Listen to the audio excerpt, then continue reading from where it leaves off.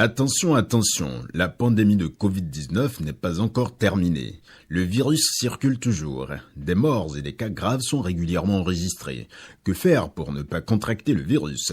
Il faut respecter les gestes barrières, c'est-à-dire porter systématiquement le masque en tout lieu public et dans toutes les situations à risque. Éviter les regroupements. Observer la distance de sécurité d'1 mètre au moins entre individus. Se laver fréquemment les mains à l'eau et au savon ou les désinfecter avec du gel hydroalcoolique. Nettoyer régulièrement les surfaces ou objets avec lesquels les mains peuvent être en contact, à savoir table, téléphone portable, poignée de porte, volant ou guidon lorsqu'on n'est pas seul à conduire les véhicules ou que les objets sont manipulés par plusieurs utilisateurs. Pour tout savoir sur l'épidémie du coronavirus au Bénin, rendez-vous sur le site web www.gouv.bj/coronavirus. Ceci est un message du gouvernement de la République du Bénin. La campagne électorale en vue de la présidentielle du 11 avril prochain bat son plein. Le candidat Patrice Talon s'est rendu à Plahoué ce samedi. Vous aurez le compte-rendu de nos reporters dans un instant. L'Association des sociétés d'assurance appuie la police républicaine. Elle a offert au service accidents et constats du corridor Cotonou-Malanville des outils informatiques.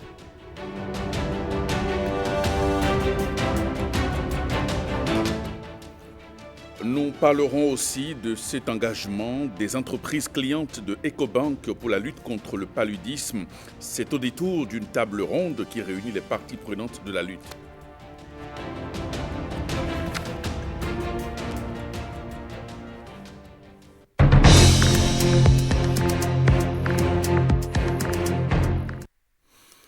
Bonsoir et bienvenue à cette édition. La campagne électorale en vue de la présidentielle bat effectivement son plein. Annoncé dans le département du Koufo ce samedi, le candidat Patrice Talon s'est rendu à Plahoué, chef-lieu du département. Patrice Talon a essentiellement entretenu les populations de cette ville et alentour sur ses prochains défis. Ricardo Lekpekou, Bernard Djobé. Chef-lieu du département du Koufo. La commune d'Aplahoué est l'une des destinations privilégiées et faciles d'accès. Et c'est dans cette commune où les Hadja représentent l'ethnie dominante que le compétiteur né s'est rendu. Patrice Talon est accueilli avec tous les honneurs par des populations qui sont déjà toutes acquises à sa cause. Elles sont convaincues qu'avec vous, le développement, ça y est. Aussi, voudrais-je vous rassurer en leur nom que le chaos sera inédit au soir du 11 avril 2021. Dans un exercice qu'il réussit avec maestria, l'infatigable Patrice Talon va s'adresser avec fierté à cette foule qui a hâte de sceller la victoire du duo Talon-Talata le 11 avril prochain. Nous avons, pendant 5 ans, fait l'entraînement. On a fait certaines choses qui nous ont fait plaisir, qui nous ont émerveillés, qui nous ont démontré que, mais dis donc, on était capables. Nous avons fait la mutation extraordinaire de nous-mêmes pour devenir des gens plus dignes, plus respectables, plus sérieux. C'est pour ça que la dynamique doit continuer, qu'on doit rester là pour surveiller ce qui va se faire. La dynamique doit continuer et Patrice Talon prend des engagements. Pendant les 5 ans à venir, tous les chefs-lieux de tous les départements du Bénin vont connaître un programme d'envergure, d'asphaltage et d'assainissement. Tout à Plahoué sera assaini. Nous allons recommencer massivement avec l'encadrement agricole. L'État va recruter, former des gens et les déployer encore auprès de nos paysans, auprès de nos éleveurs. D'ici 2026, nous allons moderniser, mécaniser notre agriculture, la production végétale. On va mettre l'argent, nos impôts, avec lesquels on construit les routes là, où on fait l'électricité, où on fait l'eau. On va prendre ça maintenant pour mettre dans les banques, pour mettre chez les systèmes financiers, les CFD décentralisés, pour qu'ils puissent financer les acteurs économiques. L'État va donner la garantie pour vous. Plus de doute donc, les populations du Koufo et d'Aplahoué plus précisément veulent aller plus loin avec Patrice Talon. Dans le passé, on gérait les choses comme une épicerie, où chacun se levait, tout le monde pouvait devenir riche, tout le monde pouvait avoir chose sans occupation professionnelle. Aujourd'hui, il y a l'autorité de l'État. Le chaos que nous nous préparons ici à Aplakwe sera un chaos à couper le tympan. Le rendez-vous est donc pris pour le 11 avril prochain. La mobilisation est à son paroxysme pour porter le candidat Talon à la présidence de la République.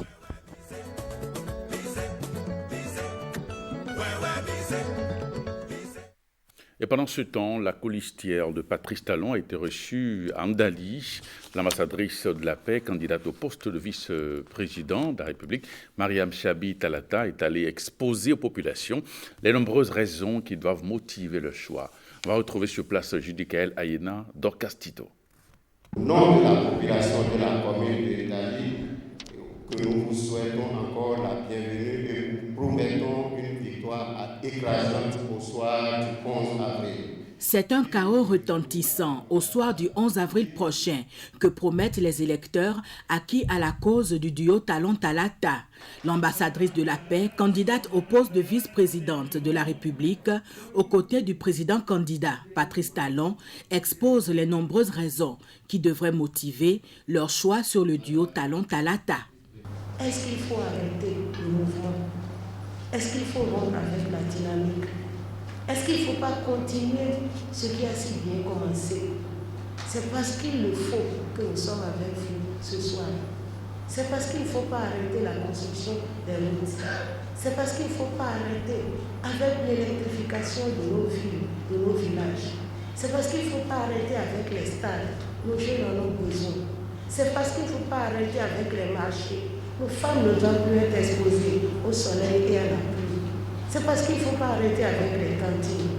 C'est parce qu'il faut continuer avec l'amélioration de nos conditions de vie que le duo Patrice Talon-Talata est devant vous ce soir. Pour l'ambassadrice de la paix, les projets réalisés et en cours de réalisation sont la preuve que la dynamique entamée par le président Patrice Talon doit se poursuivre. Nous pouvons nous développer. Nous en avons donné la preuve depuis 5 ans et nous ne devons pas rompre avec cette dynamique-là.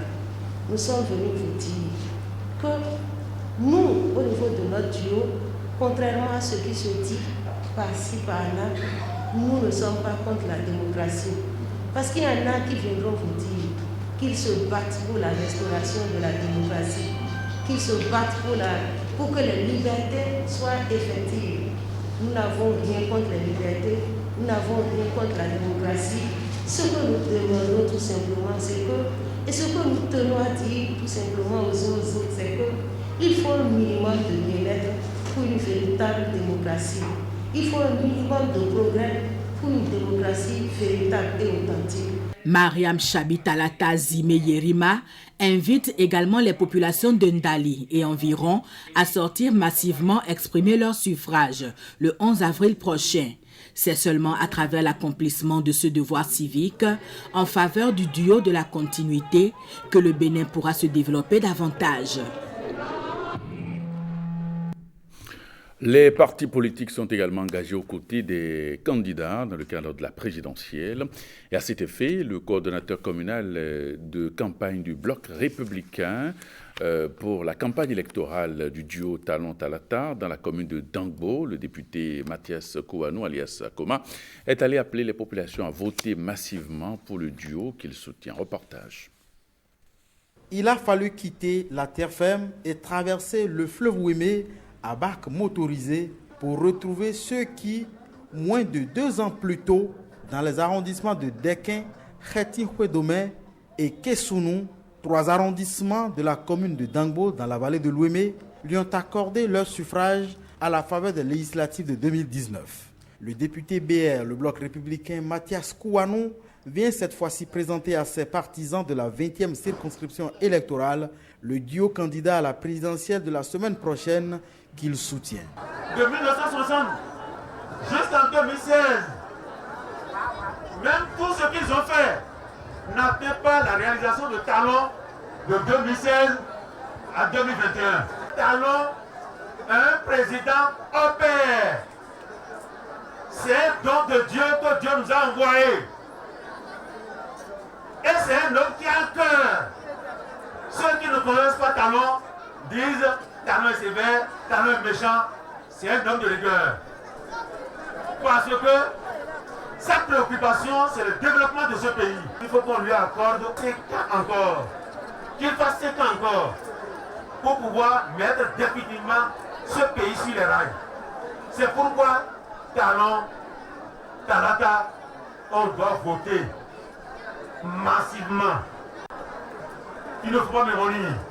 Mathias Kouanou espère donc faire basculer tous les arrondissements de Dangbo dans le camp du duo Talon-Talata.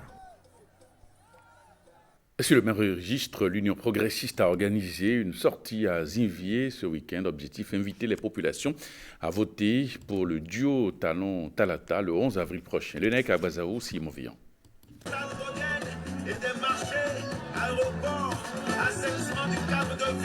Conviviale et festive est l'ambiance réservée à la délégation de l'Union progressiste ici à Zinvier. Et c'est dans cette même chaleur qu'a baillé la caravane qui a sillonné tous les quartiers de cet arrondissement de la commune d'Abomey-Calavi.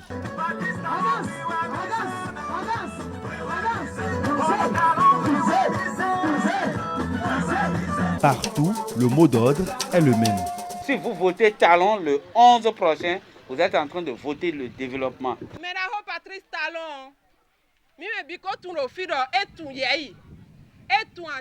Patrice Talon aime son peuple. Avant, pour venir à Zinvier, c'était tout un calvaire.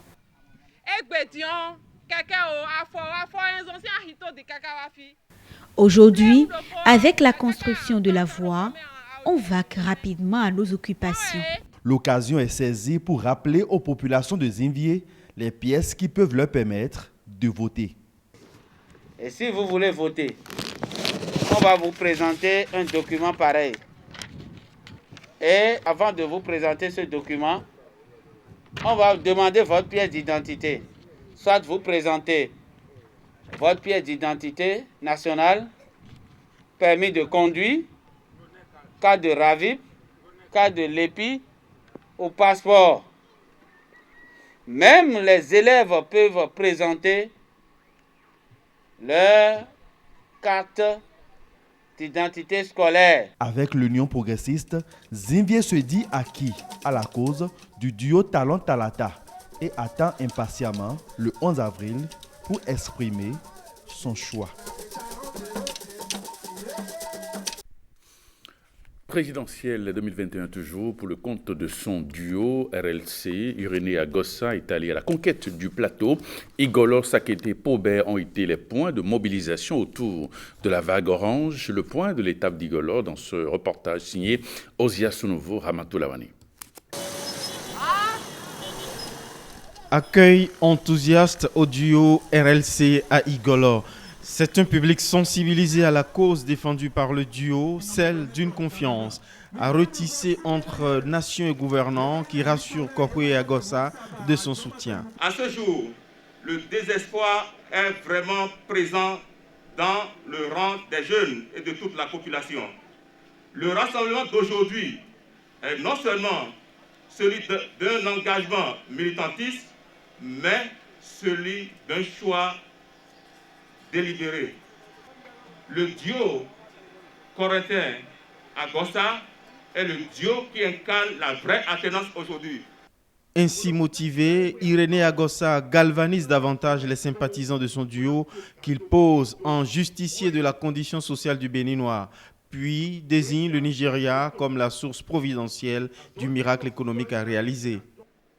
Dès le lendemain de notre élection, le président Koye et moi, nous irons dormir au Nigeria et permettre au Nigeria d'ouvrir ses frontières et faciliter le commerce entre le Bénin et le Nigeria. Nous allons développer la zone Ifeanyi, Pobé, Ilara, Ketu, Pédéco. Toutes ces zones, c'est une zone de développement de notre pays. Et dans une suite logique du discours de campagne, le duo appelle le peuple d'Igolo à challenger les certitudes triomphalistes de leur principal adversaire le 11 avril prochain. Vous devez voter pour qu'on aille au second tour au moins. C'est ça qui fera la force de notre démocratie. Regardez là où il y a l'orange. Mettez votre cachet là souffler pour que ce soit sec avant de refermer. Et là, vous verrez que la surprise qui a commencé avec notre candidature, le divin également va donner un résultat de surprise. Mission accomplie à Igolo par le duo de la vague orange en attendant le verdict des urnes. Eh bien, la vague orange qui descend à Pobé avec une stratégie presque immuable, révérence aux anciens et meetings enflammés contre le principal adversaire, Patrice Talon, Osias Nouveau, Ramatou Lawani, Roch Olawa. C'est par des civilités à la tête couronnée de Pobé que le duo Kokwe-Agossa investit cette cité pour son offensive électorale. Nous allons avoir un lieu sacré où, pour l'investiture, les rois vont l'introniser de telle manière que le président élu saura qu'il est élu et il a prêté serment sur nos traditions et il ne pourra plus faire ce qu'il veut. Traduction, que Dieu bénisse vos nobles desseins pour l'avenir de ce pays et vous bénisse autant. Ainsi, loin des bénédictions royales, Kokwe et Agossa rejoignent leur noyau dur militant à Pobé dans une salle enfiévrée dont le jeune porte-voix clame une fervente adhésion à la vague orange. En optant pour ce Dieu de la dynamique restaurer la confiance, nous avons la conviction qu'il nous offrira l'affectation de nos impôts à des causes justes et indispensables. Une chance pour l'emploi dans une juste répartition. Et comme pour confirmer tout le bien qui vient d'être dit, le candidat à la vice-présidence de la vague orange aligne force promesse. Nous avons mis notre accent sur l'énergie. Nous avons mis l'accent sur les femmes qui travaillent, qui n'ont même pas ce qu'il faut pour vivre. S'agissant de la jeunesse, ceux qui ont le bac plus 2 d'une série scientifique, 10 000 jeunes seront formés accélérés et qui auront dans le numérique et vont pouvoir intégrer immédiatement. 5 000 jeunes de série scientifique, bac plus 3, seront aussi formés de façon accélérée et qui vont aussi intégrer nos sociétés. Et pour que se réalisent ces rêves orangés, plus qu'un geste. Qu'on remplace le président à travers les urnes. C'est notre souhait. Notre pays est un pays de paix. N'ayez plus peur, parce que nous sommes là.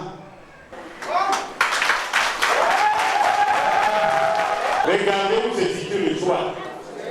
Il est où? Premier à gauche.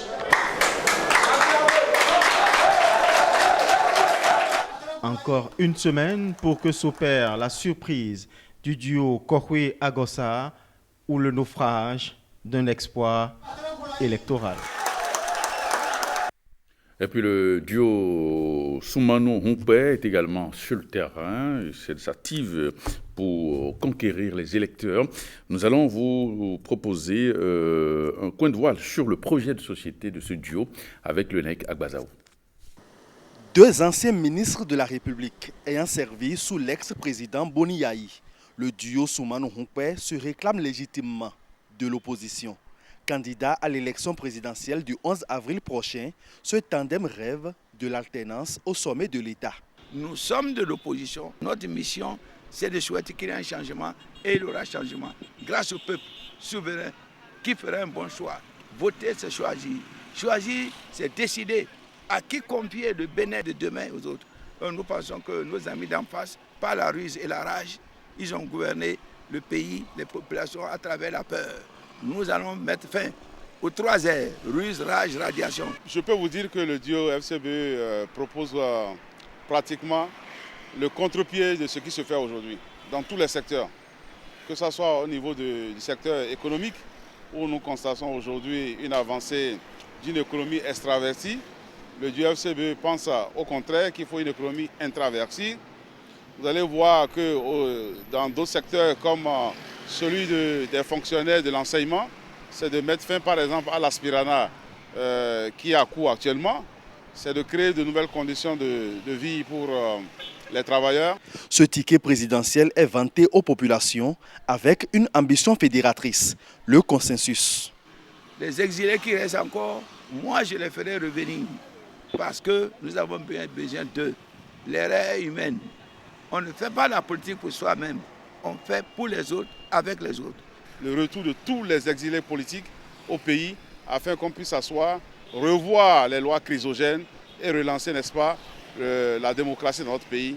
De l'éducation à la santé, en passant par l'économie et les autres secteurs, Paul Hunkpe et Alassane Soumanou entendent opérer de véritables transformations et placent la jeunesse au cœur de leur projet de société.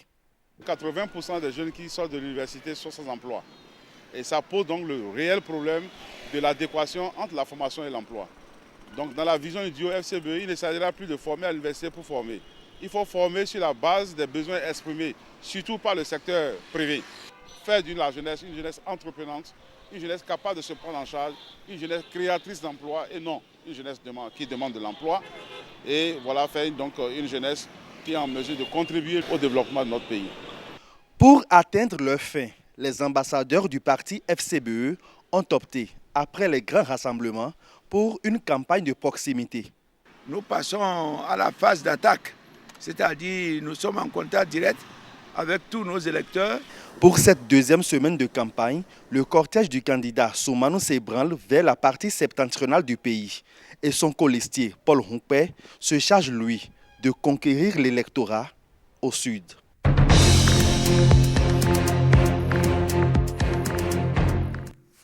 L'Association des sociétés d'assurance appuie la police républicaine. Elle a offert au service accident et constat du corridor Cotonou-Malanville des outils informatiques et de stockage.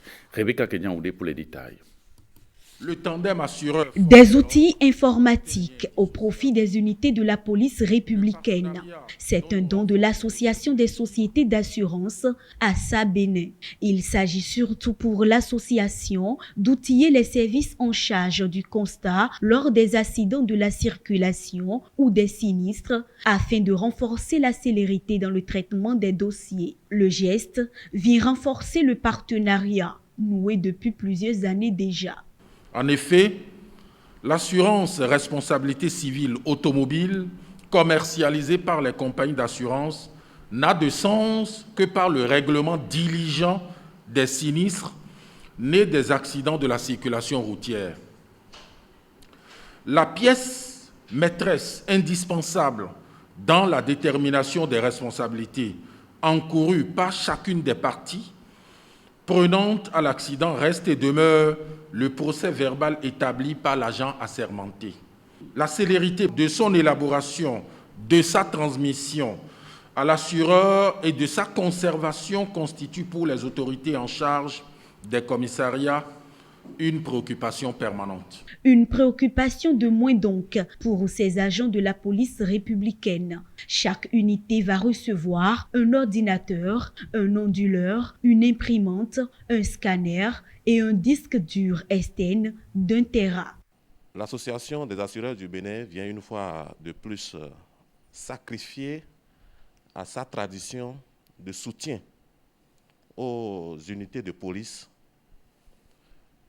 qui constitue, comme l'a su bien dire le président, un partenaire privilégié pour les assureurs. L'Association des sociétés d'assurance du Bénin a été créée en 1999. Des dons de ce genre, elle en fait depuis des années. À ce jour, elle a déjà outillé en équipement informatique 12 commissariats sur tout le territoire national. Les entreprises clientes de la banque Ecobank s'engagent pour la lutte contre le paludisme. C'est au détour d'une table ronde qui réunit les parties prenantes de la lutte pour la mise en place des stratégies de mobilisation de ressources. Jean-Claude James Simovian. Une action pour atteindre l'objectif zéro palu, l'engagement de tous. Ces hommes et femmes représentant les entreprises clientes de Ecobank sont là pour répondre à l'appel.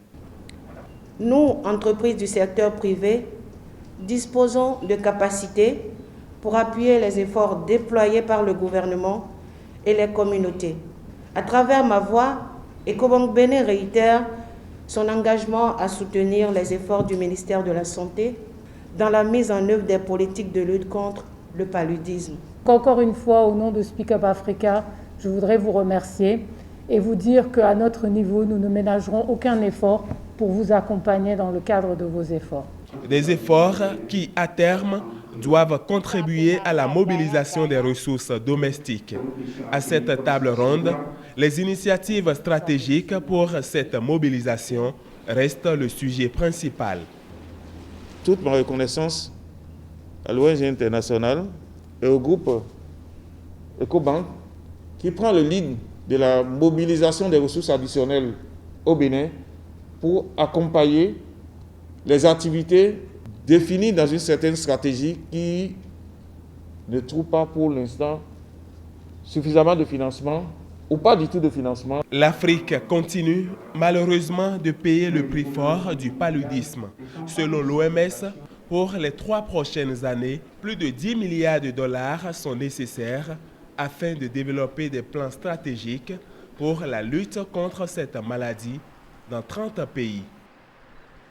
Eh bien, ce journal se refait. Merci de votre fidélité à 23h30. Rachida Biomoment dans ce studio pour le JT Soir. Merci et à demain.